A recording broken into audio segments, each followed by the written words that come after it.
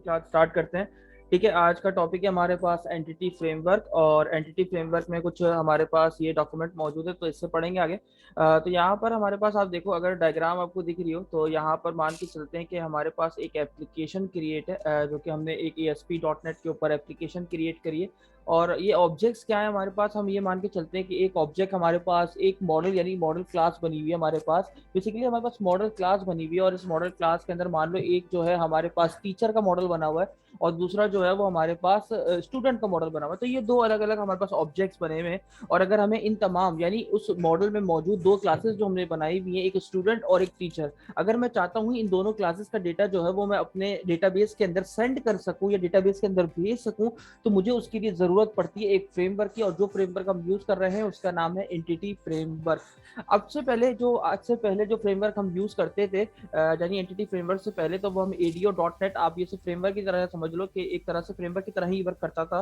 लेकिन इसमें एक लंबा चौड़ा प्रोसीजर था आपको हर एक काम करने के लिए। यानी अगर आपको एसक्यूएल कनेक्शन बनाना है तो आपने एसक्यूएल कनेक्शन को यूज करना पड़ता था। अगर आपने एसक्यूएल की कमांड को रन करना है तो यहाँ पर आप एसक्यूएल की कमांड को इस पहले इसको यूटिलाइज करते थे, फिर आप उसको लिखते थे। अगर आपने डेटा को रीड करना है तो आप एसक्यूएल डेटा रीडर का यूज किया करते थे। और बहुत सारे आपके पास एसक्यूएल डेटा टाइपर और स्टोर प्रोसीजर जैसे कि आपने पढ़े होंगे अपने पास एसक्यूएल सर्वर में।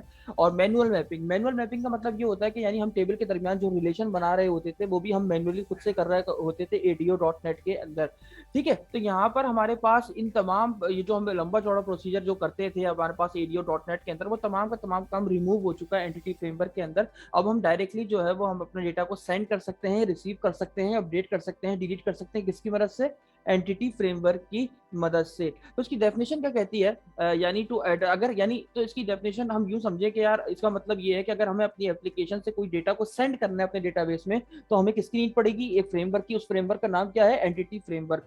तो फिर डेफिनेशन कहती है to address the data access requirements of ASP MVC application you can use an ORM।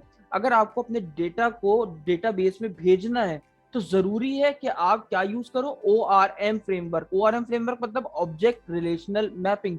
तो अभी तो हमने ये पढ़ा कि अगर हमें अपने डेटा को एक जगह से यानी एप्लीकेशन से डेटाबेस के अंदर सेंड करना है तो हमें किसकी जरूरत पड़ेगी? एंटिटी फ्रेमवर्क की। लेकिन यहाँ पर डेफिनेशन कह रही है कि हमें किसकी नीड होगी? ORM की। बेसिकली एंटिटी फ्रेमवर्क क्या एक टाइप है, यानी ORM इनके सब ORM के अंदर ये सब आ रहे होते हैं एंटिटी फ्रेमवर्क। ना सिर्फ एंटिटी फ्रेमवर्क बल्कि और भी बहुत सारे फ्रेमवर्क हैं जो कि ORM के अंदर आ रहे होते हैं। यानी ये जो आपके पास ये वाला फ्रेमवर्क है ऑब्जेक्ट रिलेशनल मैपिंग, ये बेसिकली मेन टाइप है। आप मान लो मेन फ्रेमवर्क, और इस मेन फ्रेमवर्क के अंदर आपके पास ये वाले फ्रेमवर्क आ रहे हैं एंटिटी फ्रेमवर्क, और दूसरे फ्रेमवर्क जो है वो सारे के सारे फ्रेमवर्क इसके अंदर आ रहे होते हैं। अब ORM फ्रेमवर्क होता क्या है? Simplifies the process of accessing data from application. Simplify का मतलब क्या होता है? आसान कर देना। यानी ये क्या करता है? आपके प्रोसेस को, आपके डेटा को एक्सेस करने का जो प्रोसेस होता है आपकी एप्लीकेशन में, उसको क्या कर देता है? आसान कर देता है।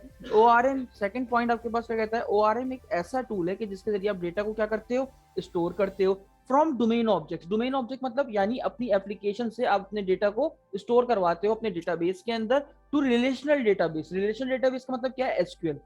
आपने पढ़ा होगा, जब आपने एसक्यूएल पढ़ा था आपको पता होगा कि आपके पास एसक्यूएल क्या होता है? रिलेशनल डेटाबेस मैनेजमेंट सिस्टम, यानी RDBMS। बिकॉज ऑफ क्यों? क्योंकि हम उसमें तमाम टेबल्स के आपस में रिलेशन करवा रहे होते हैं, इसीलिए वो RDBMS का कॉन्सेप्ट यूज कर रहा होता है। तो यहाँ पर कह रहा है कि ORM एक ऐसा टूल है आपके पास जो कि आपकी एप्लीकेशन में मौजूद जितने भी ऑब्जेक्ट्स मतलब आपकी मॉडल क्लासेस को जो है वो स्टोर करने के लिए हम किसकी जरूरत किसका यूज करते हैं? रिलेशनल डेटाबेस का, यानी अपने एसक्यूएल सर्वर का यूज कर रहे होते हैं। छोटी सी डायग्राम बनी है जिसको देख के आपको बहुत अच्छे से क्लियर हो जाएगा। देखो यहाँ पर आपने एप्लीकेशन बनाई, और इस एप्लीकेशन के अंदर आपने मॉडल क्लासेस बनाई। एक आपने स्टूडेंट की क्लास बना ली, एक आपने टीचर की क्लास बना ली। ORM क्या करता है? अच्छा देखो, ORM क्या करेगा? आपने सिर्फ मॉडल क्लास को बनाया, ORM क्या करेगा? पूरा का पूरा डेटाबेस भी खुद बना के देगा, और उसमें मौजूद टेबल और टेबल के अंदर जितने कॉलम्स होंगे वो तमाम के तमाम कॉलम भी ORM आपको खुद बना कर देगा। आपने कुछ भी नहीं बनाना। आई रिपीट, आपने सिर्फ मॉडल क्लास को बनाया है, और ORM ने क्या किया? उसको डेटाबेस के अंदर कन्वर्ट कर दिया। और जैसे डेटाबेस बल्कि आपको टेबल भी बना के दिया, और उस टेबल में मौजूद जितने कॉलम्स आपको चाहिए थे वो तमाम के तमाम कॉलम्स आपके मॉडल में मौजूद जो आप जितनी प्रॉपर्टीज डिफाइन करते हो वो उससे आपके क्या बन जाते हैं? आपके कॉलम्स बन जाते हैं। ठीक है, अब इसी को उल्टा कर रहे हो, अगर मैं डेटाबेस बना के दे दूं, तो ORM क्या करेगा, पूरा का पूरा मॉडल यानी आपकी एप्लीकेशन जो है, कोड जितना भी सारा कोड है वो सारा का सारा खुद करके आपको दे रहा होगा। तो कितना आसान कर दिया एंटिटी फ्रेमवर्क ORM ने आपके लिए कि आपने अगर आप मॉडल बेस जो है वो बनाना चाहते हो, यानी तो आप सिंपल जो है ORM आपको पूरा का पूरा डेटाबेस खुद बना कर देगा। लेकिन अगर आप डेटाबेस अगर आप जो है वो खुद बना लेते हो, तो आपके पास पूरा का पूरा जो है वो जो आपके पास मॉडल्स है वो सारे के सारे कौन बना के देगा, आपके पास आपका ORM। तो आगे बढ़ते हैं एंटिटी फ्रेमवर्क के बारे में। The entity framework is an ORM framework. आपको जैसा कि अभी मैंने बताया कि एंटिटी फ्रेमवर्क आपके पास क्या है, बेसिकली ORM फ्रेमवर्क है, जो कि ASP.NET MVC एप्लीकेशन यूज कर रही होती है। देखिए, the entity framework is an implementation of the entity data model. Basically entity framework किसकी इम्प्लीमेंटेशन है, ईडीएम की। EDM stand for entity data model. Entity किसे के बोलते हैं, एसक्यूएल सर्वर की जबान में एंटिटी बोलते हैं। आपके पास कोई भी चीज जो फिजिकली एग्जिस्ट करती हो वो आपके पास एंटिटी कहलाती है। एंटिटी आपके टेबल के नाम को भी कहा जाता है। ठीक है, मैंने आपको जब एसक्यूएल सर्वर पढ़ाया था तो मैंने उसमें आपको बताया था कि एंटिटी आपके टेबल का नाम भी हो सकता है। ठीक है, तो विच इज अब इसकी डेफिनेशन क्या होगी फिर ईडीएम की। तो ईडीएम यानी entity data model is a conceptual model, एक तरह की कॉन्सेप्चुअल मॉडल है आपके पास, जो कि ये डिस्क्राइब करता है, क्या डिस्क्राइब करता है, आपकी एंटिटीज को, एंटिटीज मींस टेबल्स को, and the association, association means links करना यानी रिलेशन करना, और टेबल के दरमियान रिलेशन को, ये सब चीजों को कौन देख रहा होता है, आपका EDM, entity data model. Clear हो गई बात।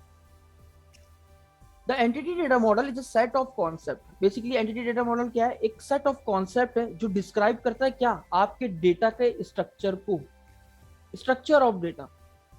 Entity data model is a model that describe entities and relationship between them। जैसा कि अभी आपको मैंने बताया कि एंटिटी डेटा मॉडल बेसिकली क्या कर रहा होता है, आपके टेबल का, जो आपका टेबल होता है उसको डिस्क्राइब कर रहा होता है, ना सिर्फ उसको डिस्क्राइब करके होता है, बल्कि आपके डेटाबेस में मौजूद टेबल के दरमियान जितने भी आपस में रिलेशन हो रहे हैं उसको भी ईडीएम जो है वो डिस्क्राइब कर रहा होता है, आपका एंटिटी डेटा मॉडल डिस्क्राइब कर रहा होता है। आपका मेन फ्रेमवर्क कौन सा है, ORM। ORM stand for, ORM stand for object relational mapping.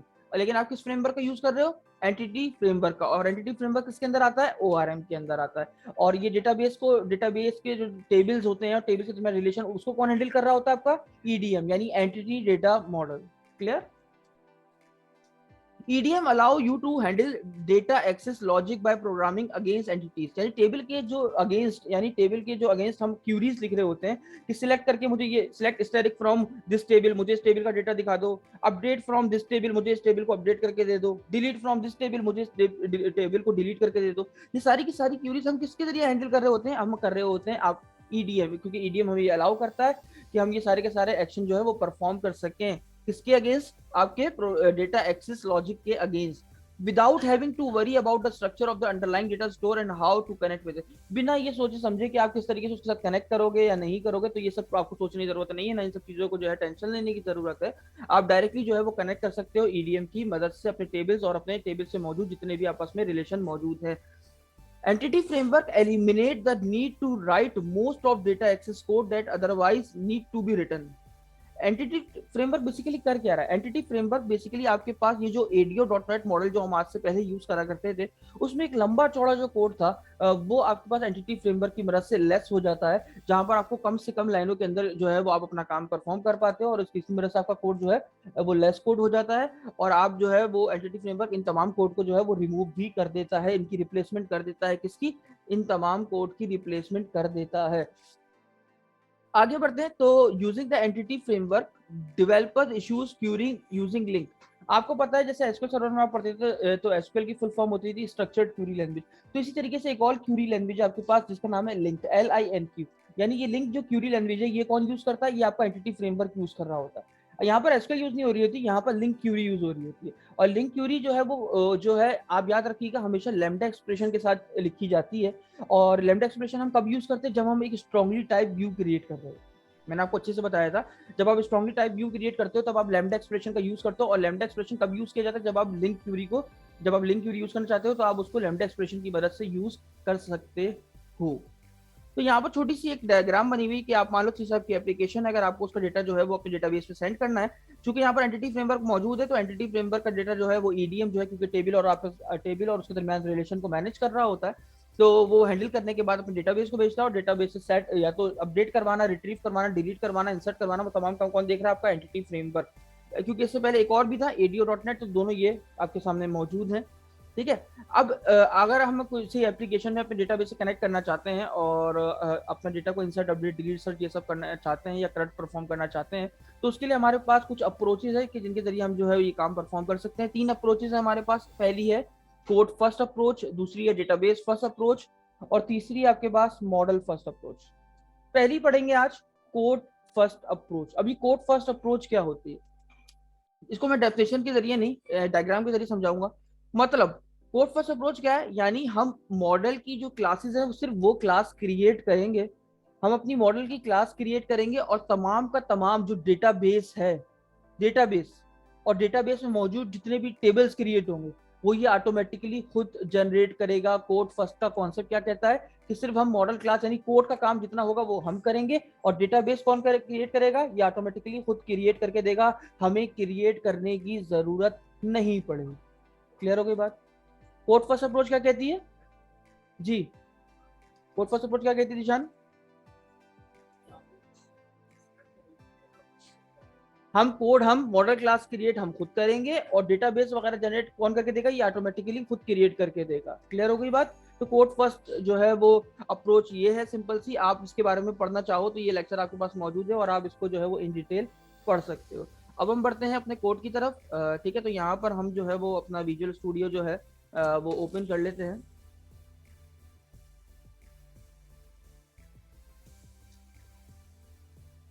तो हम यहाँ पर जो है वो अपने एक न्यू प्रोजेक्ट क्रिएट करते हैं। तो सबसे पहले क्रिएट अ न्यू प्रोजेक्ट।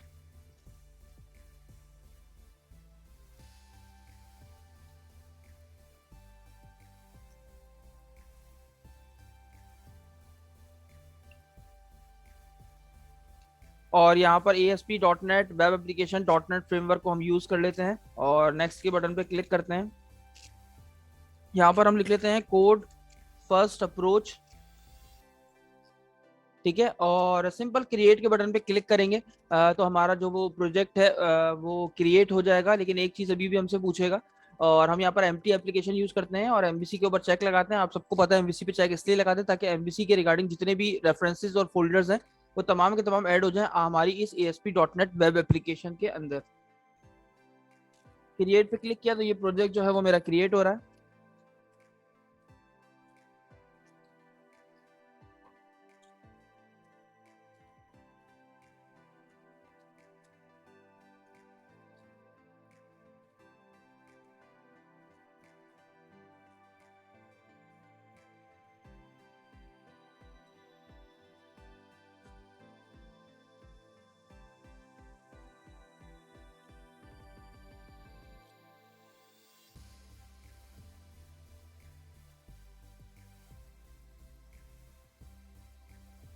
जब तक ये हमारे पास क्रिएट हो रहा है हम यहाँ से जो है वो अपना SQL सर्वर जो है वो भी ओपन कर लेंगे ताकि दोनों एक साथ ऑन हो जाए। हमने क्या पढ़ा कोड फर्स्ट अप्रोच के अंदर? कोड फर्स्ट अप्रोच के अंदर होता ही है कि हम जो है कोड हम खुद लिखते हैं, लेकिन डेटाबेस का जितना भी काम होता है वो ऑटोमेटिकली खुद जनरेट होता है, हमें कुछ भी करने की जरूरत नहीं होती। तो हम सिर्फ डेटाबेस को इसलिए ओपन कर रहे हैं ताकि हम कनेक्शन बना सकें, ठीक है, डेटाबेस के साथ अपनी इस MVC एप्लीकेशन का।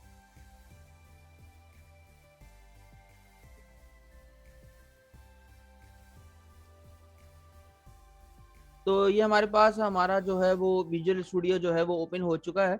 और इसी के साथ जब आपका प्रोजेक्ट ओपन हो जाए तो कुछ स्टेप्स हैं जो आपने याद रखने। नंबर 1, पहला स्टेप आपके पास ये है कि आपने अपने प्रोजेक्ट यानी इसको नेम स्पेस भी कहा जाता है, आपने अपने नेम स्पेस पे राइट क्लिक करना है। और राइट क्लिक करने के बाद आपको एक ऑप्शन दिखेगा मैनेज नकेट पैकेजेस। मेक श्योर कर लीजिएगा कि आपने ये पैकेज इंस्टॉल किया हुआ हो, अगर नहीं इंस्टॉल किया हुआ तो आप इसको यूज नहीं कर सकते। तो मैनेज नगेट पैकेजेस में जाने के बाद आप जब तक ये ओपन हो रहा है हम SQL सर्वर देख लेते हैं। ठीक है, SQL सर्वर हमारा ओपन हो चुका है।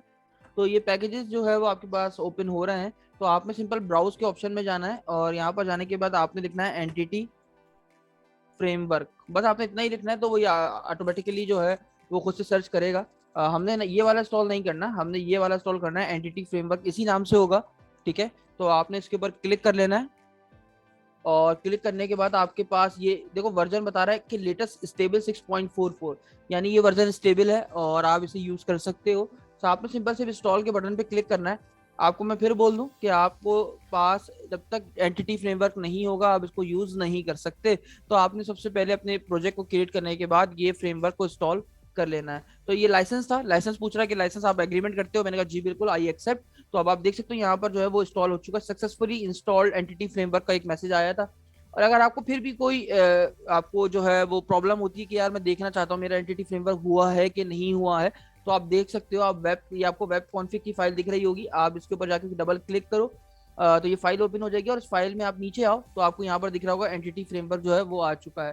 तो इट मीन्स मेक श्योर कि आपका प्रोजेक्ट में एंटिटी फ्रेमवर्क जो है वो ऐड हो चुका है। अब आते हैं अपने मॉडल की तरफ। हमने पढ़ा था कोड फर्स्ट अप्रोच के अंदर के हम जो है वो मॉडल क्लास क्रिएट करेंगे और सारा डेटाबेस जनरेट करने का काम ये ऑटोमेटिकली खुद करेगा, हमें जरूरत नहीं पड़ेगी।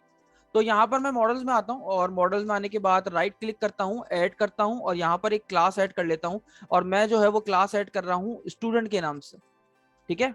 और मैं इसका नाम रख लेता हूँ स्टूडेंट, और मैंने इस क्लास का नाम रख दिया स्टूडेंट। इसको मैं ऐड करता हूँ।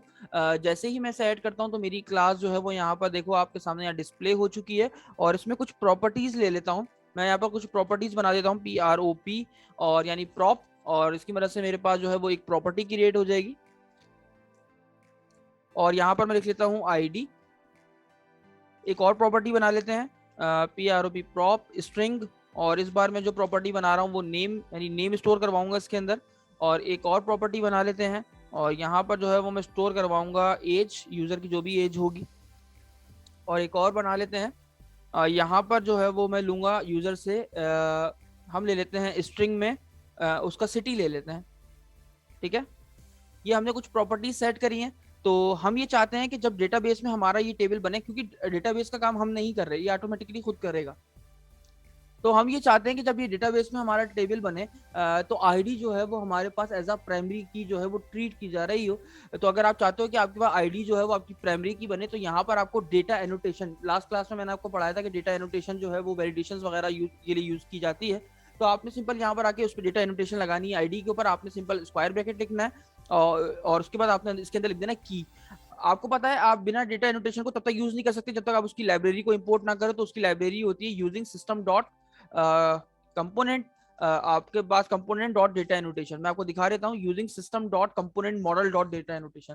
जब तक आप इसको यूज नहीं करो, आप इस की को डेटा एनोटेशन को, कोई भी डेटा एनोटेशन चाहे वो रिक्वायर्ड हो, चाहे वो मैक्स लेंथ या मिनिमम लेंथ हो या स्ट्रिंग लेंथ हो, आप उसको यूज नहीं कर सकते। तो जब मैं इसके ऊपर क्लिक करता हूं तो जैसे ही मैंने क्लिक किया तो ये एरर मेरे पास से जा चुका है। तो अब ये डेटाबेस में जब ये इस प्रॉपर्टी के रिगार्डिंग जब वो टेबल बना रहा होगा तो आईडी को वो क्या रखेगा, एज अ प्राइमरी की रख देगा, ठीक है। मैं फाइल को सेव कर लेता हूं। सेव करने के बाद आपने दोबारा मॉडल्स में आना है और मॉडल में आने के बाद आपने एक और क्लास क्रिएट करनी है जो कि कंटेक्स्ट के नाम से होगी। यानी जो भी डेटाबेस को लाना ले जाने का काम जो कर रही होगी, मैनिपुलेट करने का काम, यानी इधर से उधर डेटा को सेंड करा, अपडेट करा, डिलीट करना, इंसर्ट करना, ये सारा का सारा काम कौन कर रहा होगा, ये कर रहा होगा आपके पास ये जो क्लास, ये जो अभी हम क्रिएट कर रहे हैं। तो यहाँ पर आता हूँ, ऐड करता हूँ और ऐड करने के बाद यहाँ पर जो है मैं एक क्लास क्रिएट कर लेता हूँ। याद रखिएगा ये इसको आप कंटेक्स्ट नाम की क्लास ही समझो, ठीक है। इसको आप कंटेक्स्ट नाम की ही क्लास समझो। आप जो है जब इसको क्रिएट करो ना, तो जो भी आप इसका नाम रखना चाहो, वैसे तो आप इसका कोई भी जो है वो नाम रख सकते हो।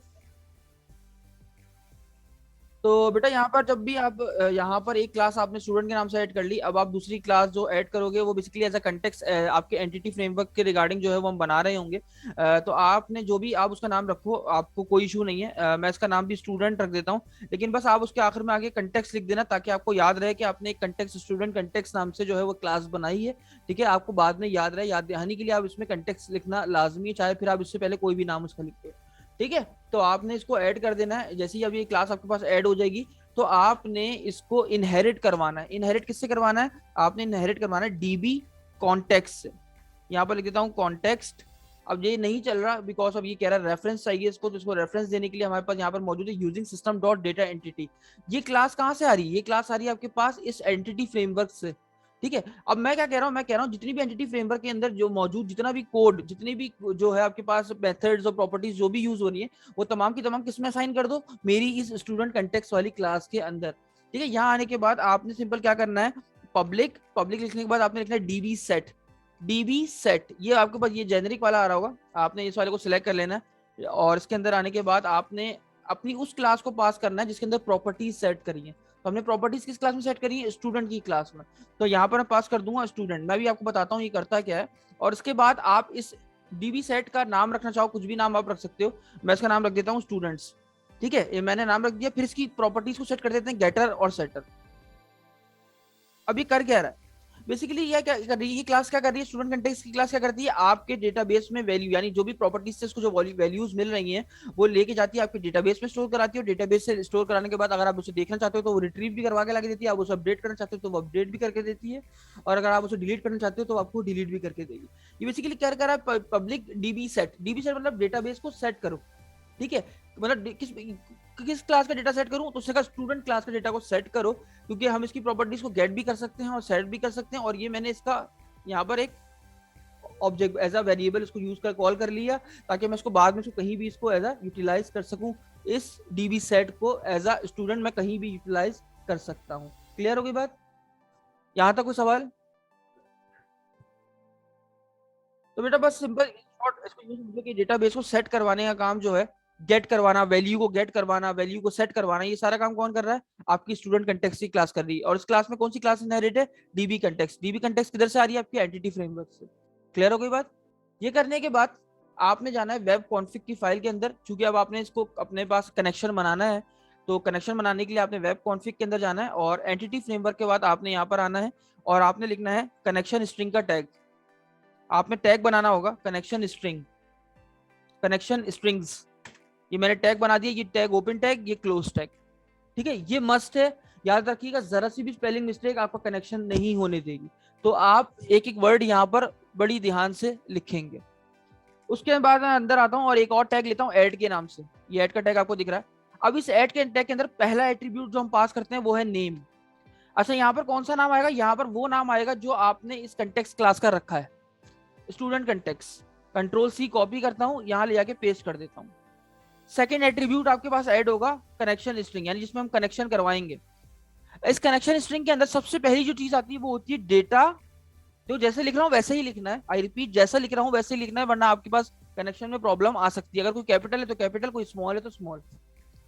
डेटा सोर्स, उसके बाद इक्वल्स टू, और डेटा की सोर्स क्या है अभी हमारे पास, तो हम अपने एसक्यूएल से जाके पूछते हैं डेटा की सोर्स अभी हमारे पास क्या है, डॉट। तो हम वहां पर डॉट लिखेंगे। अगर आपके पास कुछ और आ रहा है तो आप वो या नाम लिख दोगे। ठीक है, यहाँ पर लिख देता हूँ डॉट और टर्मिनेटर से बंद। ये हो गया इसके अंदर एक चीज। दूसरी चीज लिखते हैं, वो क्या है हमारे पास, इसके बाद हम लिखेंगे इनिशियल, INITIAL, इनिशियल कैटलॉग। ये क्या चीज है, यानी इस इनिशियल कैटलॉग के अंदर हम बताएंगे कि हमारे डेटाबेस का नाम क्या होगा। तो अभी डेटाबेस का नाम तो हम खुद डिसाइड करेंगे, ये डेटाबेस तो ये हमें क्रिएट करके देगा ना। अभी हम डेटाबेस का नाम यहाँ पर रख लेते हैं स्टूडेंट डेटाबेस। ये हमने डेटाबेस का नाम रखा है। आपके टेबल का नाम क्या होगा, टेबल का नाम वही होगा जो आपकी क्लास का नाम होगा, स्टूडेंट। और आपके टेबल के अंदर कितने कॉलम्स कौन कौन से होंगे, जो आपने यहाँ पर प्रॉपर्टीज सेट करी है। ठीक है, ये ऑटोमेटिकली खुद आपको क्रिएट करके देगा। आई रिपीट, आपने ऐड किया, ऐड करने के बाद नेम, नेम वो नेम आएगा जो आपकी कंटेस्ट क्लास का नाम, कनेक्शन स्ट्रिंग, उसके अंदर आपने डेटा सोर्स लिखा पहले, और डेटा सोर्स आपने बताया यहाँ पर आपकी डेटा की सोर्स क्या थी। तो यहाँ पर जो भी आपकी सोर्स होगी, सर्वर नेम जो भी होगा वो आप यहाँ पर पास कर दोगे। और सेकंड इनिशियल कैटलॉग, आप अपने डेटाबेस का नाम क्या रखना चाहते हो तो आप नाम बताओगे। ठीक है, नाम रखने के बाद मैं यहाँ पर आता हूँ, अगर अगर आपके पास आप ऐसे विंडोज ऑथेंटिकेशन को यूज करते हो, यानी सर्वर नेम लिखा, ये करा और कनेक्ट कर दिया, अगर आप इस तरीके से करते हो तो आपने सिंपल यहां पर आके लिखना है इंटीग्रेटेड सिक्योरिटी, और यहां पर आपने लिख देना है ट्रू। अगर आप विंडोज ऑथेंटिकेशन से काम कर रहे हो, लेकिन अगर आपके पास आईडी और पासवर्ड लगा है, जैसे मेरे पास लगा हुआ है SA123, ठीक है, तो आपने क्या करना है, यहां पर आना है, इस बार ऐसे इंटीग्रेटेड सिक्योरिटी को आपने कर देना है फॉल्स। और इससे पहले आपने ऐड क्या करना है, इससे पहले आपने ऐड करना है यूजर आईडी। यूजर आईडी क्या है हमारे पास, SA, ये देखो ये मौजूद है हमारे पास। ठीक है, ये हमारी यूजर आईडी है। फिर हमारे पास पासवर्ड क्या है, पासवर्ड हमारे पास 1234। एक बार चेक भी कर लेते हैं कनेक्ट करके, 1234, ये देखो 1234 से कनेक्ट हो गया। ठीक है, तो हमने लिखा पासवर्ड और उसको मैंने कर दिया बंद। क्लियर, ये हो गया आपका कनेक्शन क्रिएट जी। फॉल्स, मैं इसको सही कर दिया, बिल्कुल स्पेलिंग गलत मैंने लिखी है यहाँ पर, FALSE फॉल्स। क्लियर, अगर आप विंडोज कर रहे हो तो आप इसे ट्रू करोगे इंटीग्रेटेड सिक्योरिटी को, और यूजर आईडी पासवर्ड देने की जरूरत नहीं है, लेकिन अगर आपके पास आईडी और पासवर्ड लगा हुआ है तो आप इस तरीके से लिखोगे। क्लियर, ये हो गया आपका कनेक्शन पूरा। अभी हमने कोई कंट्रोलर नहीं बनाया हुआ, तो हम आगे कंट्रोलर बना लेते हैं और ऐड करते हैं एक कंट्रोलर। यहाँ पर मैंने किया कंट्रोलर ऐड, और इसका नाम मैं रख लेता हूँ बाय डिफॉल्ट, क्योंकि आपको पता है होम होता है तो हम भी होम ही यूज कर लेते हैं।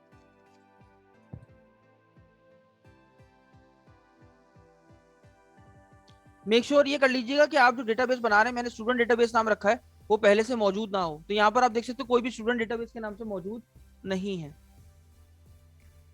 ये करने के बाद यहाँ पर आप अपनी कंटेक्स्ट क्लास का ऑब्जेक्ट बनाओगे। तो मैं लिखता हूँ स्टूडेंट कंटेक्स्ट। अब ये कह रहा है रेफरेंस दो, तभी मैं जो है यहाँ वर्क करूंगा।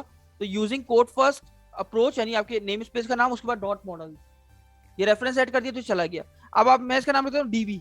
डीबी रिप्रेजेंट फॉर डेटाबेस, तो बेसिकली डेटाबेस की जो है वो क्लास बनाई हमने, तो इसलिए मैंने इसका नाम डीबी रख लिया। Equals to new student context, और ये मैंने इसको एज ऑब्जेक्ट बना दिया। अभी मैंने इसको यहाँ पर कहाँ बनाया, ये मैंने पब्लिक क्लास होम कंट्रोलर के अंदर बनाया, यानी ये एक ग्लोबल बन चुकी है। इसके अंदर जितने भी एक्शन रिजल्ट्स होंगे मैं इसको कहीं भी यूज कर सकता हूँ। अब मैं यहाँ पर आता हूँ, और यहाँ पर आने के बाद क्या करता हूँ, इस कंटेक्स्ट क्लास का जो मैंने नाम रखा है डीबी डॉट, उसमें मौजूद, इस डीबी में मौजूद आपके पास किस नाम से मैंने यहाँ पर डेटाबेस सेट किया है, स्टूडेंट्स के नाम से। तो डीबी डॉट स्टूडेंट्स, और मैं चाहता हूं जो भी डेटा आ रहा है यहाँ से, जो भी डेटा मुझे मिल रहा है स्टूडेंट क्लास से, वो किसके अंदर शो हो जाए, वो एक लिस्ट के अंदर शो हो जाए। तो टू लिस्ट का मेथड मैंने यहाँ पर यूज कर लिया। ठीक है, अब मैंने कहा ये जो सारा कुछ डेटा आ रहा है इसको स्टोर कर दो एक वेरिएबल के अंदर, वेरिएबल जिसका नाम रखा मैंने ए। ये जो भी इसको लिस्ट में मिला है उसने किसमें स्टोर कर दिया, ए के अंदर। और इस ए को मैंने कहा पास कर दिया, व्यू के अंदर, यानी मैंने इसको स्ट्रॉन्गली टाइप व्यू बनाकर बाइंड करके मैंने इसको व्यू के साथ आगे भेज दिया। क्लियर, अब इस व्यू का इंडेक्स का एक्शन का व्यू बना लेते हैं। तो मैंने ऐड व्यू किया, ऐड करा, और सिंपल मैंने ऐड कर दिया इस व्यू को। ये व्यू ऐड हो चुका है। तो सबसे पहले क्योंकि स्ट्रॉन्गली टाइप व्यू है तो आपको पता है @ स्मॉल में मॉडल, आपके नेम स्पेस का नाम क्या है, code first approach dot models dot student. यहां तक कोई क्वेश्चन आप लोगों का नहीं। अब ये जो डेटा मुझे मिल रहा है किसके अंदर आ रहा है, लिस्ट के अंदर। तो यहां पर मैं लिखूंगा आई इनमरेबल। ये क्या चीज है, बेसिकली आपके पास जो भी लिस्ट में डेटा आता है ना वो आई इनमरेबल के अंदर आ रहा होता है। क्लियर, जो भी लिस्ट में आपको जो डेटा मिल रहा होता है वो किसके अंदर आता है, आपके आई इनमरेबल के अंदर। क्लियर हो गई बात। यहां पर ये बनाने के बाद मैं इस H2 के अंदर एक हेडिंग चेंज करके कह देता हूं स्टूडेंट डेटा लिस्ट। ठीक है, अब यहां पर आता हूं, टेबल बनाता हूं एक, ताकि टेबल में अपने डेटा को डिस्प्ले करा सकूं। इस पे लगा देते हैं एक बॉर्डर, और यहां पर आते हैं हेडिंग। सबसे पहले टी हेड लिख देता हूं, टी हेड बंद कर दिया। उसके अंदर एक रॉ बना ली, रॉ बंद कर दी। फिर टी एच हेडिंग, सबसे पहले आईडी की हेडिंग आ जाएगी, उसके बाद इसमें नेम आ जाएगा, और एज, और फिर सिटी, एज आ जाएगा। ये तो सिर्फ कॉलम के नाम बता रहा हूं। फिर आ जाएगा सिटी, ये तो मैंने बना दिया। अब इसके बाद मैं आता हूं, फॉर ईच का लूप चलाता हूं, क्योंकि मेरे पास बार बार मुझे चेक करवाना है डेटाबेस से आगे ये वैल्यू उठाते लाओ। तो फॉर ईच का लूप चलाया। अच्छा, आपको पता है जब भी आप स्ट्रॉन्गली टाइप व्यू को यूज करते हो तो आपके पास डेटा किसके अंदर आता है, मॉडल के अंदर, कैपिटल मॉडल के अंदर। जो भी डेटा आ रहा है मॉडल के अंदर वो किसमें ले आओ, आइटम के अंदर। और फिर मैंने इसके अंदर बनाई एक रॉ, और इस रॉ के अंदर मैं बनाऊं टीडी। तो मैंने कहा क्योंकि डेटा आइटम के अंदर आ चुका है तो आइटम डॉट आईडी उठा के दिखा दो। इसी तरीके से चारों को डिस्प्ले करवा देंगे। आईडी के बाद आएगा नेम, नेम के बाद आएगा एज, उसके बाद आएगा सिटी। फाइल को कर लिया सेव, और चेक कर लेते हैं कि हमने जो इतनी मेहनत करी वो सही वर्क कर भी रही है या नहीं। तो ये प्रोजेक्ट हमारा रन हो रहा है।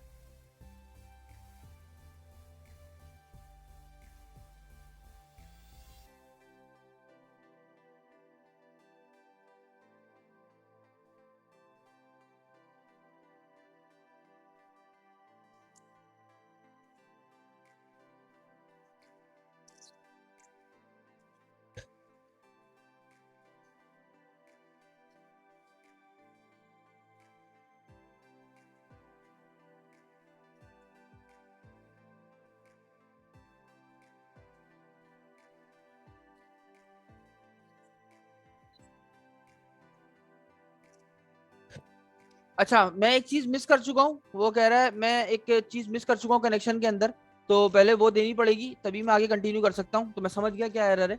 वो कह रहा है आप वेब कॉन्फ़िग की फाइल के अंदर जाओ और वेब कॉन्फ़िग। तो यहाँ पर मैं एक चीज मिस कर चुका हूँ बेटा, मैंने नेम का एट्रीब्यूट बताया, मैंने कनेक्शन स्ट्रिंग का बताया, लेकिन मैंने आपके पास अभी तक कौन प्रोवाइड कर रहा है वो नहीं बताया। तो यहाँ लिखना है प्रोवाइडर नेम, एक और एट्रीब्यूट, और उसके अंदर आपने क्या करना है, एक नेम स्पेस को पास करना है जिसका नाम है system dot data dot SQL client. याद रखिए कि जैसे मैंने लिखा है डिक्टो आपने वैसे ही लिखना है। ठीक है, ये लिखने के बाद आपने वापस जाना है इंडेक्स में, और मैं इस पेज को रन कर देता हूँ। देखते हैं कि अब भी कोई हमारी मिस्टेक है या एरर है, या हमारा प्रोग्राम जो है वो सही से रन हो चुका है।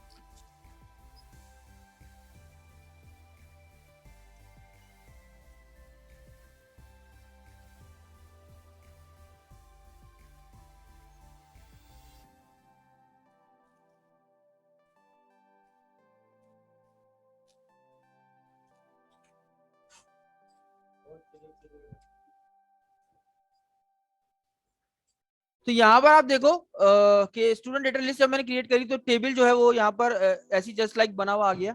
तो अभी मैं डेटाबेस में आके देखता हूँ यहाँ पर कहीं स्टूडेंट डेटाबेस के नाम से डेटाबेस बना नहीं बना। तो हम डेटाबेस को रिफ्रेश करते हैं, तो ये देख सकते हो आप लोग, हमारे पास डेटाबेस ने खुद बना दिया है, हमें बनाने की भी जरूरत नहीं पड़ी। अगर इस डेटाबेस को मैं खोलूं और टेबल्स में आऊं तो ये देखिए स्टूडेंट का टेबल भी इसने खुद बना दिया है, मुझे टेबल भी बनाने की जरूरत नहीं पड़ी। अब ये टेबल बिल्कुल खाली है इसलिए वहां पर कोई रिकॉर्ड डिस्प्ले नहीं हुआ। तो मैं आपको चला के भी दिखा देता हूँ सिलेक्ट करके। तो ये देखो बिल्कुल खाली टेबल है, तो इसलिए यहाँ पर कुछ भी वहां पर डिस्प्ले नहीं हो रहा। तो हम मैनुअली यहाँ से इस पे वैल्यू ऐड कर देते हैं। तो एडिट में जाता हूँ, यहाँ से एडिट के ऑप्शन में, और यहाँ पर मैं एक रिकॉर्ड ऐड कर देता हूँ, एक दो रिकॉर्ड ऐड कर देता हूँ। अच्छा याद रखिएगा, जब भी सी शार्प बाय डिफॉल्ट क्या करता है कि जब वो आईडी को एज जब आप प्राइमरी की बनाते हो ना, तो वो बाय डिफॉल्ट के अंदर ऑटो इंक्रीमेंट खुद लगा देता है, यानी आपको खुद देने की जरूरत नहीं, नंबरिंग ये ऑटोमेटिकली खुद कर देता है।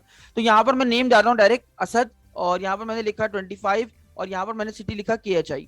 ये एक रिकॉर्ड ऐड हो गया। दूसरा रिकॉर्ड ऐड कर लेता हूँ मैं, यहाँ पर मान लो मैंने लिखा जो है वो बासित, और यहाँ पर मैं लिख लेता हूँ कि मान लो यहाँ पर सिटी, और मैंने कह दिया ये रहता है पंजाब में। ठीक है, और इस तरीके से मान लो मैं यहाँ पर एक और रिकॉर्ड ऐड कर देता हूँ, और मैं यहाँ पर ऐड कर देता हूँ सईद, और ये है 32 ईयर्स के, और मान के चलते हैं कि ये सिटी कौन सी सिटी, ये रहते हैं लाड़काना में। ठीक है, तो ये मैंने कुछ रिकॉर्ड यहाँ पर ऐड कर लिया, फाइल को सेव कर देता हूँ, सेव करके बंद कर देता हूँ, और एक बार चेक भी कर लेता हूँ कि डेटा ऐड हो चुका है या नहीं।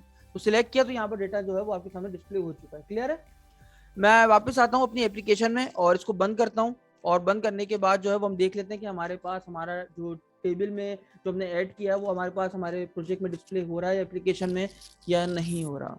और बिल्कुल होगा, ये देख सकते हो आप लोग। तो आज हमने डेटाबेस के जरिए जो है वो कनेक्शन करा के अपने पास डेटाबेस से डेटा को रिट्रीव करवा लिया, सिर्फ और सिर्फ वन लाइन ऑफ कोड, एक छोटी सी लाइन में। आप देख सकते हो कितनी छोटी सी लाइन का कोड हमने यहाँ पर लिखा कंट्रोलर के अंदर, और यहाँ पर हमारा जो है वो काम परफॉर्म हो गया है। ठीक है, अब हम क्या करते हैं, अभी हमने देखा कि हमने खुद व्यू बनाया, मैं आपको इससे भी ज्यादा आसान करता हूँ, और मैं इस पूरे व्यू को जो है वो मैं अभी उड़ा देता हूँ। ये व्यू हमने बनाया था ना, ये व्यू मैं डिलीट कर रहा हूँ। ठीक है, हमने मान लो डिलीट कर दिया। अब आपको देखो एमवीसी एप्लीकेशन जो है वो खुद बना के देगी बहुत सारी चीजें। देखो कैसे, मैं यहाँ पर आता हूँ, राइट क्लिक करता हूँ और ऐड व्यू के ऊपर क्लिक करता हूँ, और ऐड के बटन पे क्लिक किया, यहाँ पर देखो इंडेक्स का व्यू आ गया। अब टेम्पलेट, टेम्पलेट में आके मैं सिलेक्ट करता हूँ लिस्ट, क्योंकि मुझे लिस्ट बनानी है। उसके बाद मॉडल, मेरी मॉडल क्लास का नाम क्या था, मैंने कहा मेरी मॉडल क्लास का नाम स्टूडेंट था। मेरी कंटेक्स्ट क्लास का नाम क्या था, वो स्टूडेंट कंटेक्स्ट मैंने यहाँ पर ऐड किया। बस सिर्फ मुझे इतना करना है, और इतना करने के बाद सिर्फ ऐड के बटन पे क्लिक करना है। ये इसमें ये जरूरत नहीं है, ये मैंने इसलिए किया ताकि बूट स्ट्रैप वगैरह भी इंक्लूड हो जाए। तो सिर्फ मैं ऐड करूंगा, तो अब आप देखना ऑटोमेटिकली क्या होता है, पूरा का पूरा कोड ये मुझे खुद रन जनरेट करके देगा, मुझे कुछ भी लिखने की जरूरत नहीं पड़ेगी। देखना आप, पूरा टेबल खुद बना के देगा, और मैं सिर्फ चलाऊंगा। ये बना दिया इसने, स्ट्रांगली टाइप व्यू बनाया देखो आप। और बस मैंने सिंपल आगे इसको रन करना है, और मेरे पास पूरा का पूरा कोड खुद ही हो गया, और मैं सिर्फ चला दूंगा तो मेरे पास आप देखें टेबल में डेटा डिस्प्ले हो जाएगा।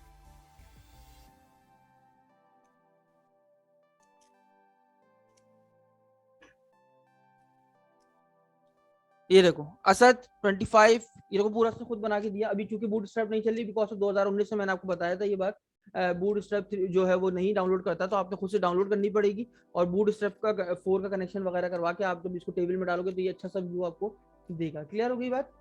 यहाँ पर देखो इससे काफी सारे बटन भी बना दिए कि अगर नया रिकॉर्ड ऐड करना चाहो, क्रिएट न्यू, एडिट करना चाहो, डिलीट करना चाहो, तो आप यहाँ से कर सकते हो। लेकिन अभी कुछ भी नहीं चलेगा, क्योंकि इसकी ये देखो इसके एक्शन तो बने हुए, लेकिन इसमें कोई काम नहीं हुआ हुआ। ठीक है, तो अभी आप देखो हमने लिस्ट बना ली, डेटा हमारे पास सामने डिस्प्ले हो चुका है। तो ये बटन कहाँ है, ये देखो ये बने हुए @HTML.action लिंक। एक्शन लिंक के अंदर पहली पहली आर्गुमेंट क्या होती है कि आप उसका नाम रखो। दूसरी आर्गुमेंट क्या होती है कि उसका एक्शन नेम क्या है। ये देखो अगर मैं उसके ऊपर माउस रखूं तो ये खुद भी बता रहा है स्ट्रिंग लिंक टेस्ट, पहला इसका नाम, दूसरा क्या है एक्शन का नाम, तीसरी आर्गुमेंट क्या होती है कंट्रोलर का नाम। लेकिन कंट्रोलर की जरूरत नहीं है ऐसा सभी, क्योंकि सबका कंट्रोलर होम ही है, तो इसीलिए जरूरत नहीं है। अब मैं क्रिएट करना चाहता हूँ, अभी तो क्या हम बार बार मैनुअली डेटाबेस से रिकॉर्ड जो है वो डालते रहेंगे, नहीं, हम यहाँ से बनाते हैं। तो मैं यहाँ आता हूँ, एक और एक्शन रिजल्ट बनाता हूँ यहाँ पर, पब्लिक एक्शन रिजल्ट। और चूंकि ये बाय डिफॉल्ट क्रिएट के नाम से बना हुआ है एक एक्शन, तो मैं इसी नाम को यूज करूंगा, क्रिएट, और बस सिंपल इतना, और लिखूंगा रिटर्न कर दो व्यू। ठीक है, ये ऑटोमेटिकली करके दिखाऊंगा, ये खुद जनरेट करेगा कोड। बस मुझे आगे सिर्फ क्या लिखना है, छोटा सा कोड लिखना है। वो क्या है, वो ये है कि डीबी स्टूडेंट कंटेक्स्ट क्लास का नाम क्या रखा था, डीबी डॉट, उसमें मौजूद एक स्टूडेंट, उसमें जाओ क्या करो, ऐड करो। ठीक है, और अच्छा सॉरी गलती हो गई। ये गलती क्या हो गई, सबसे पहला पहला जो मेथड होता है वो हमारे पास कौन सा होता है, गेट का मेथड होता है। ठीक है, तो अभी आपको पता है क्योंकि क्रिएट करने के लिए जब वो हम क्रिएट करेंगे तो वो आपको पता है टेक्स्ट बॉक्सेस बनाएगा, फॉर्म बनाएगा। तो फॉर्म को क्या होता है, पोस्ट बैक करता है जब आप उसके बटन पे क्लिक करते हो, तो यानी हमें एक HTTP पोस्ट का बनाना पड़ेगा। तो यहाँ पर मैं आता हूँ और यहाँ पर इसको कंट्रोल C करता हूँ, यहाँ पर नीचे कंट्रोल V करता हूँ, और यहाँ पर मैं इसके नीचे क्या लिख देता हूँ, एक एक्शन वर्ब जिसका नाम क्या है, HTTP पोस्ट। ठीक है, यहाँ आने के बाद मैं इसमें कौन सी क्लास यूज करना चाहता हूँ, मैं स्टूडेंट की क्लास का ऑब्जेक्ट बना देता हूँ, जो मैंने स्टूडेंट की क्लास बनाई जिसमें प्रॉपर्टीज है। यहाँ आता हूँ और यहाँ क्या लिखूंगा, डीबी डॉट, उसमें जाओ, स्टूडेंट जो है उसका नाम जो है उसमें ऐड कर दो, क्या ऐड कर दो, जो भी प्रॉपर्टीज के अंदर डेटा जा रहा है वो उसमें ऐड कर दो, दैट्स इट, हो गया, डेट इंसर्ट हो गया। और आपने आखिर में क्या लिखना है, डीबी डॉट, और ये सब करने के बाद क्या कर दो, सेव कर दो, सेव चेंजेस कर दो। क्लियर, बस इतना करना है। अब आप देखो, राइट क्लिक करो, ऐड व्यू पे जाओ, उसका व्यू बना लो, ऐड करो, इसको यूज करो टेम्पलेट का। यहाँ पर आओ, क्रिएट के बटन पे क्लिक करो, आपकी मॉडल क्लास क्या थी, स्टूडेंट, आपकी कंटेक्स्ट क्लास क्या थी, स्टूडेंट कंटेक्स्ट, ऐड कर दो। तो ये देखो कोड आपको खुद जनरेट करके देगा, आपको करना ही नहीं पड़ेगा। पूरा कोड बना दिया, देखो वैलिडेशन वगैरह खुद लगा दी, वैलिडेशन मैसेज समरी सब कुछ इसने लगा के दे दिया आपको। अब आपने आगे सिर्फ चलाना है।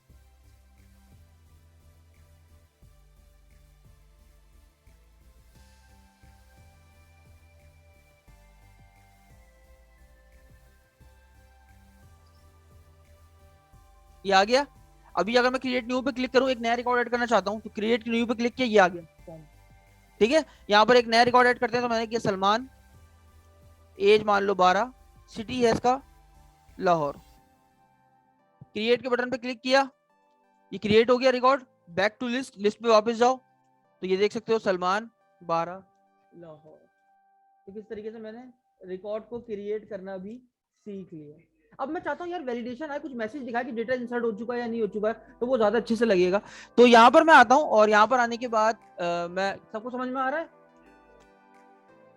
यहाँ पर आता हूँ, यहाँ पर आने के बाद जो है मैं सिंपल क्या करता हूँ, देखो जब सेव चेंजेस में आते हैं तो दो वैल्यूज आते हैं आपके पास, यार 0 या 1। अगर 0 है तो इट मीन चेंजेस नहीं हुई है, और अगर 1 तो इट मीन चेंजेस हुई है। तो मैं क्या करता हूँ, इस सेव चेंजेस को जो है वो मैं स्टोर कर लेता हूँ एक इंटीजर के अंदर, इंटीजर ए।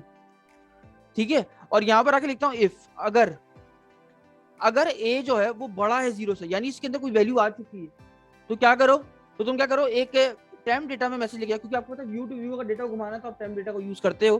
तो टाइम डेटा, और यहाँ पर आओ क्या लिखो, मैसेज, एक मैसेज, और आप मैसेज क्या होगा, वो मैसेज होगा स्क्रिप्ट के अंदर, हम बेसिकली अलर्ट के थ्रू शो करवा रहे हैं, अलर्ट, और यहाँ पर हम क्या लिख देते हैं, डेटा इंसर्टेड। और यहाँ पर मैं लगाऊंगा, स्क्रिप्ट को क्लोज करूंगा, और यहाँ पर मैं बंद कर दूंगा, और मैं क्या करूंगा, टाइम डेटा डॉट कीप को मेथड यूज करूंगा, ताकि वो डेटा अपने पास मेंटेन करके रखे। और जब ये सब कुछ कर लो, डेटा इंसर्ट कर दो, तो तुम क्या करना, मॉडल स्टेट को क्लियर कर देना, यानी टेक्स्ट बॉक्सेस को सारे क्लियर कर देना। पढ़ाया था मैंने आप लोगों को, ये बात भी याद है आप लोगों को, model state dot clear, clear कर दो ताकि टेक्स्ट बॉक्सेस खाली हो जाए, एंड दैट्स इट। और एक काम करो, रिटर्न कर दो, जब ये सब कुछ कर दो तो रिटर्न करो, क्या, किस पेज पे ले जाओ, रीडायरेक्ट टू एक्शन, एक मेथड यूज करो और किसी एक्शन पे ले जाओ। किस एक्शन पे ले जाओ, मैं चाहता हूँ वापस इस लिस्ट वाले पेज पे ले जाओ। इसका एक्शन नेम क्या है, इंडेक्स। तो वापस इंडेक्स पेज पे ले जाओ, क्लियर। और वापस यहाँ के अब एल्स में क्या करो, नहीं तो क्या करो आप इसी मैसेज को दोबारा कॉपी करो और यहाँ पर कहो डेटा नॉट इंसर्टेड, ठीक है। और इस टेम्प मैसेज को मैं कहाँ प्रिंट कर देता हूँ, अपने इंडेक्स के पेज के ऊपर। यहाँ पर आता हूँ और यहाँ पर आने के बाद मैं सिंपल क्या करता हूँ, यहाँ पर एक कोई भी टैग ले लेता हूँ और उसमें लिखता हूँ @HTML। आपको पता है डायरेक्टली वो नहीं चलता जावास्क्रिप्ट का कोड, तो रॉ करना पड़ेगा आपको, एक रॉ का मेथड यूज करना पड़ेगा और उसके अंदर आप अपने टेम्प डेटा को पास करते हैं। Clear clear. अब मैं पेज को चला लेता हूँ।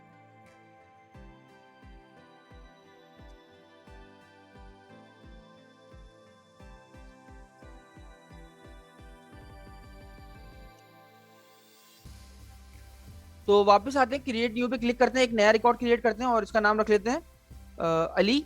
और यहाँ पर उसकी एज है 20 और वो रहता है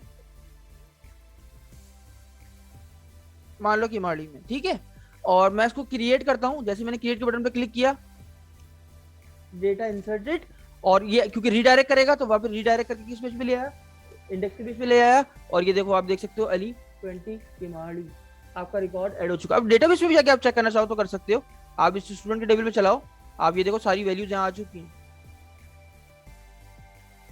क्लियर। तो अभी आपने देखा किस तरीके से हमने क्या कर लिया, क्रिएट कर लिया और लिस्ट देख ली, यानी व्यू कर लिया, रिट्रीव करके डेटा को देख लिया सिलेक्ट की कमांड वगैरह से, ठीक है। अब अगर मैं वापस प्रोजेक्ट चलाऊं, सॉरी एक चीज दिखानी थी जो रह गई,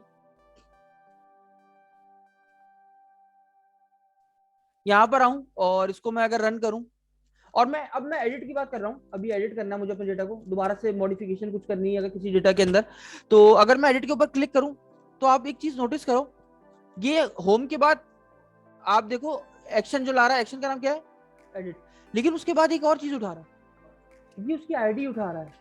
ये देखो, आपको पता है जब भी आप कोई डेटा को एडिट करते हो तो किसी स्पेसिफिक आईडी के रिगार्डिंग उसको एडिट कर रहे हो, जैसे where ID is equals to this, इस आईडी को अपडेट कर दो, where ID is equals to this, इस आईडी को अपडेट कर दो। तो यहाँ पर जब भी आप एडिट पे क्लिक कर रहे हो तो आप देखना ये अभी 1 रिकॉर्ड था, ये 2 बासिक 2 पे, तो अगर मैं इसके एडिट पे क्लिक करूं तो ये देखो 2 आईडी उठा, अब ये आईडी उठाता कैसे, देखो यहाँ पर कोड हुआ हुआ इंडेक्स पेज पे, ये देखो न्यू का कीवर्ड और उसके बाद ID is equals to, item में जाओ और आईडी उठा के लिए, ठीक है। तो इस तरीके से वो आईडी उठा रहा है। तो यहाँ पर आते हैं और चूंकि हम आईडी के बिहाफ पे डेटा को अपडेट करेंगे, तो यहाँ पर मैं आता हूँ और यहाँ पर एडिट का पहले से बना हुआ है एक्शन, ये रहा एक्शन। तो मैं आता हूँ यहाँ पर और दोबारा से एक और एक्शन रिजल्ट बनाता हूँ, पब्लिक एक्शन रिजल्ट, और एडिट के नाम से ही बनाऊंगा क्योंकि पहले से बना हुआ है, मैं इसको नहीं छेड़ूंगा बटन को। रिटर्न कर दो व्यू। अब इसमें करना क्या है, सबसे पहले तो हमें आईडी को मैच कराना है। अब जो आईडी हमें वहां से मिल रही है, यानी जो आपने देखा था ऊपर यूआरएल में आ रही थी 2, तो यहाँ पर मैं एक पैरामीटर पास कर देता हूँ इंटीजर आईडी के नाम से, जो भी आईडी आएगी वो उसके अंदर आ जाएगी, ठीक है। फिर मैं क्या करता हूँ, यहाँ लिखता हूँ मैं डीबी डॉट और उसके बाद स्टूडेंट, और अब मैंने आपको बताया था हम यूज करते हैं लिंक क्यूरी का, ठीक है। तो लिंक क्यूरी देखो कितनी आसान है, यहाँ पर बस डायरेक्ट लिखो डॉट वेयर, वेयर की कंडीशन लग जाएगी यहाँ वेयर। अब वेयर अब लिंक क्यूरी किसके साथ यूज करते हैं, लैम्डा एक्सप्रेशन के साथ। तो मैं यहाँ पर स्ट्रॉन्गली टाइप व्यू के साथ, तो मैं लिखता हूँ यहाँ पर मॉडल, मॉडल में जाओ लैम्डा एक्सप्रेशन और मॉडल में जाके क्या करो, आईडी उठा लो, और जो आईडी उठा रहे हो उसको मैच करो किस आईडी से, जो मैं लेकर आया हूँ। अगर वो आईडी सेम है तो क्या करो, फर्स्ट और डिफॉल्ट सेट कर दो उसको, क्लियर होगी बात। पहले आईडी को चेक करो, जो आईडी तुम वहां से ला रहे हो, जिस एडिट बटन पे क्लिक करो, जो आईडी तुम्हें मिल रही क्या वो डेटाबेस में जो आईडी है उसके बराबर है, अगर है तो उसको सेट कर लो, क्लियर। और इस तमाम जो भी सेट हो रही है आईडी किस में स्टोर कर दो, एक वेरिएबल में स्टोर कर दो बी। यहाँ तक कोई सवाल, और जो आईडी मिल रही है वो वापस व्यू को रिटर्न कर दो, क्लियर। ये तो एक गेट का मेथड बन गया। अब आपको पता है जब आप एडिट करोगे तो जाहिर सी बात है वो वैल्यू टेक्स्ट बॉक्स में यूज कराएंगी, तो यानी फॉर्म में उठ कर आएंगी, और फॉर्म क्या करता है आपके पास, पोस्ट बैक करता है, तो ये तो मैं यहाँ पर वापस आता हूँ, एक और इसी एक्शन रिजल्ट बनाता हूँ, पब्लिक एक्शन रिजल्ट एडिट के नाम से, और यहाँ पर मैं लिख देता हूँ ऊपर एक्शन वर्ब HTTP पोस्ट, और यहाँ पर मैं कॉल करता हूँ किसको, अपनी स्टूडेंट की क्लास को, और यहाँ पर आते हैं लिखते हैं रिटर्न व्यू। अभी हमने क्या करना है, बहुत छोटा सा कोड है, हमने लिखना है यहाँ पर db डॉट इसका एक मेथड है एंट्री। एंट्री करो, किसकी एंट्री करो, किसमें एंट्री करो भाई, स्टूडेंट वाली क्लास में एंट्री करो, और क्या करो, डॉट, और उसकी स्टेट को चेक करो। और यहां पर एक आएगा एंटिटी, एंटिटी स्टेट के नाम से होता है, ये देखो एंटिटी स्टेट। अभी हमने इसकी लाइब्रेरी नहीं लगाई भी, इसलिए यहीं पर डायरेक्ट लग गई, तो यहां से उठाते हैं और उसको ऊपर लगा देते हैं यूजिंग, ये हमने एंटिटी सेट यहां कर दी, ठीक है। अभी देखो डायरेक्टली चल रहा होगा। क्या करो, डीबी, क्या करो, डेटाबेस डीबी में जाओ, एंट्री, उसका एक मेथड है, यूज करो, एंट्री करो वहां पर, और उसकी स्टेट को चेक करो, और एंट्री स्टेट में जाके क्या कर दो, उसको मॉडिफाइड कर दो डेटा को, दैट्स इट, बस। और क्या करो, डीबी में जाओ और सेव चेंजेस कर दो। Clear, clear. अब मैं आता हूं, इसका व्यू बना लेता हूं, ऐड व्यू, ऐड, यहां पर आके लिस्ट में कौन सा, एडिट, मॉडल क्लास कौन सी, ये रही, कंटेक्स्ट क्लास सेट हुई है, ऐड कर दो। पूरा कोड को आपको खुद जनरेट करके देगा, आपको बनाने की भी जरूरत नहीं है। ये बन गया पूरा कोड, ठीक है। अब चला के देख लेते हैं, सब कुछ खुद हो रहा है यहाँ पर। आपने सिर्फ और सिर्फ थोड़ा बहुत कोड जो है वो अपने जहन में रख लेना है कि किस तरीके से जो है वो यूज करना है, एंड देन आप इसको यूटिलाइज कर सकते हो। अब मैं अगर एडिट के ऊपर क्लिक करूं, ये देखो उस आईडी के बिहाफ पे डेटा उठा के लाया। ये कौन उठा के लाया, ये उठा के लाया ये वाला मेथड, ये वाला आईडी उसने गेट करी, और गेट करने के बाद ये डेटा कहां से उठा के लाया और यहाँ पर सेट करा दिया, ठीक है। अब जो इस बटन पे क्लिक होकर जो फंक्शनैलिटी चलेगी वो कौन सी चलेगी, इस एचटीटीपी पोस्ट वाली, ठीक है। और मैंने क्या कहा, असद एज 25 कराची, कि ऐसा ही लिखा था, इसको पूरा कराची कर देता हूँ, सेव करता हूँ, तो ये अपडेट एडिट हो गया। बैक टू लिस्ट जाके चेक कर लो, एडिट हो गया, लेकिन मैसेज नहीं आया। अभी मैसेज भी डाल देते वैलिडेशन, तो यहां पर आता हूं, सेम जो वैलिडेशन मैंने ऊपर लगाई थी ये कॉपी कर लेता हूं पूरी की पूरी, और इसको एक वेरिएबल में स्टोर कर लेता हूं जिसका नाम है इंटीजर ए। इसका नाम रख लेता हूं अपडेट मैसेज, अपडेट हो रहा है ना, और यहां पर लिख देते हैं data updated, data not updated, और इसको भी शो करा देते हैं। कहां पर शो कराएंगे, इंडेक्स पेज पे, जैसे हमने ये शो कराया ये वाला। इसी तरीके से कंट्रोल सी करके कॉपी करता हूं, नीचे लाके पेस्ट करता हूं, और इस टेम्प डेटा की जगह ये वाला टेम्प डेटा लगा देता हूं।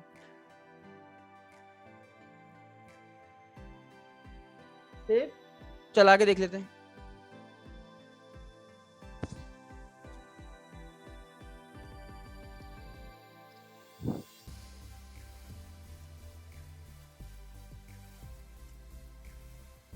यहाँ पर हमने एडिट की, मान लो मैं ये जो सलमान वाला रिकॉर्ड इसको ऐड करना चाहता हूँ, तो एडिट के ऊपर क्लिक किया, डेटा ले आया, और इसकी एज चेंज करके 25 कर देता हूँ, और नाम चेंज करके सलमान अली कर देता हूँ, और बस सेव करता हूँ। जैसे सेव के बटन पे क्लिक किया, डेटा अपडेट हुआ, अपडेट होने के बाद ये कहाँ रिडायरेक्ट करेगा, इंडेक्स पेज के ऊपर, ये लेकर आया, और ये देखो आप,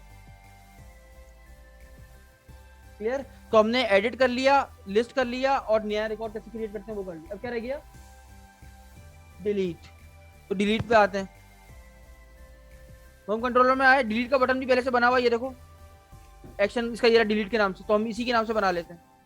अच्छा, डिलीट भी बिल्कुल आईडी, देखो अभी एक चीज बताता हूँ, जैसे एडिट हो रहा है वैसे डिलीट हो रहा है, गौर से देखिए कैसे,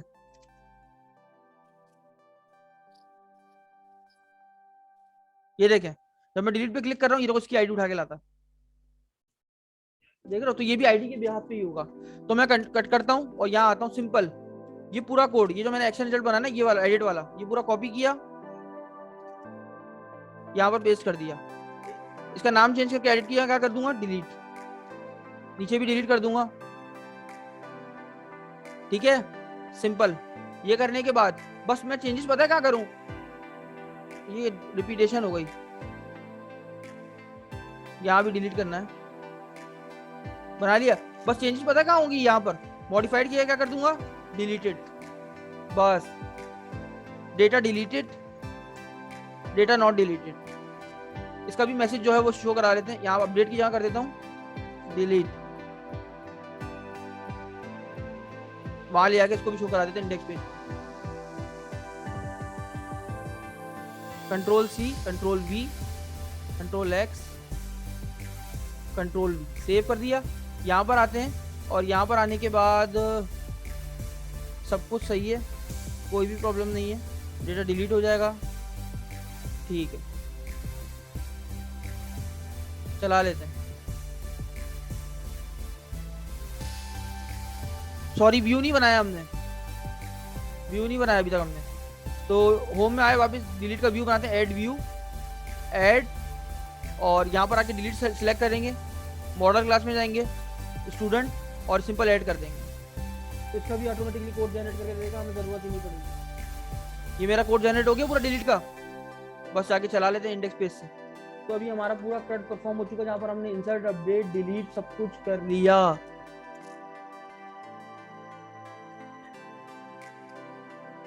यहाँ पर प्रोजेक्ट रन हो रहा है।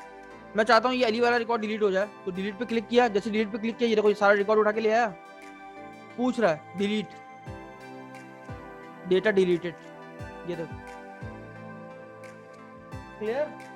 तो ये थी बेटा आज की क्लास, और जैसे कि आपने देखा किस तरीके से जो है वो हमने इंसर्ट, अपडेट और डिलीट जो है वो सारा काम परफॉर्म कर लिया, सारे ऑपरेशन परफॉर्म कर लिए बहुत ही सिंपल तरीके से। जहाँ आपने देखा एमवीसी फ्रेमवर्क ने हमारी कितनी हेल्प करी, और एंटिटी फ्रेमवर्क ने हमें पूरा डेटाबेस वगैरह क्रिएट करके दे दिया। तो यहीं पर ऑफ करते हैं इस क्लास को, ठीक है, अल्लाह हाफिज़।